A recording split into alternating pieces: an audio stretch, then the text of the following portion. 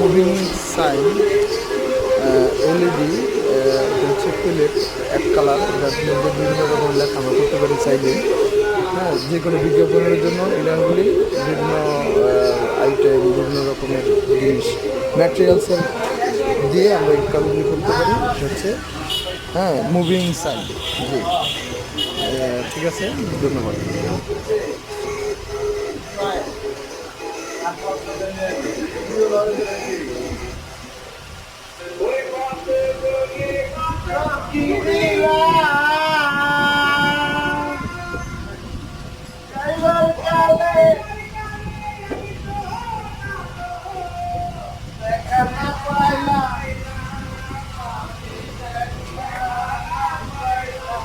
এই যে দাঁড়ান একটু, দাঁড়ান একটু।